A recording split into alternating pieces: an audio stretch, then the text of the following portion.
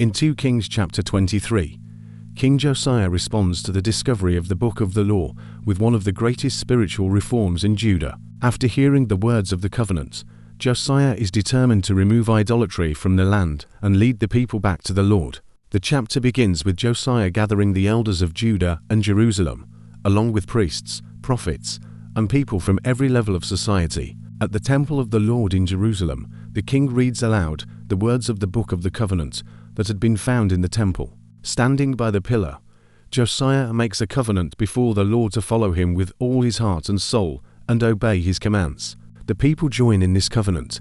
Josiah then begins a sweeping reform throughout Judah. He orders the priests to remove from the temple all the objects made for Baal, Asherah, and the worship of the stars. These items are burned outside Jerusalem in the fields of the Kidron Valley. He removes the pagan priests appointed by earlier kings and destroys the high places where incense had been burned.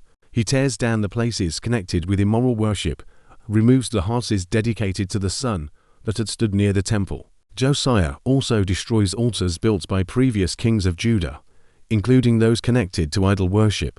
He defiles the high places around Jerusalem and throughout the land, so they can no longer be used for pagan practices. The reforms extend even into the former territory of the northern kingdom of Israel. Josiah travels to Bethel, where Jeroboam son of Nebat had once set up the golden calf altar. Josiah destroys the altar and burns the Asherah pole, fulfilling a prophecy spoken generations earlier by a man of God during Jeroboam's reign. As Josiah looks around, he notices tombs on the hillside. Bones are taken from the tombs and burned on the altar, defiling it according to the word of the Lord. However, when Josiah learns that one tomb belongs to the prophet, he leaves it untouched. Throughout Judah and even in Samaria, Josiah removes mediums, spiritists, household gods, idols, and all kinds of detestable practices. His goal is to fulfill the words written in the Book of the Law discovered by Hilkiah the priest. The chapter says that no king before Josiah had turned to the Lord with all his heart, soul, and strength like he did.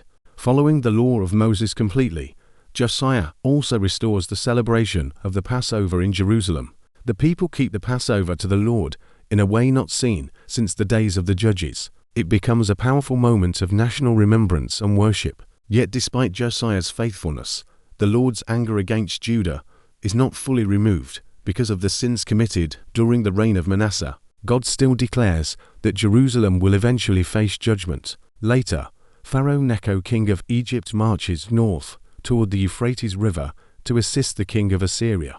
Josiah goes out to confront him at Megiddo, but Pharaoh Necho kills him in battle. Josiah's servants bring his body back to Jerusalem, where he is buried in his own tomb. The people then place his son Jehoiakim on the throne. This chapter marks a powerful turning point. Josiah's reforms show what wholehearted devotion looks like. Yet the chapter also reminds us that generations of sin still carried consequences. Next comes to Kings chapter 24, where Judah begins its final decline under Babylonian power, moving closer to exile and destruction.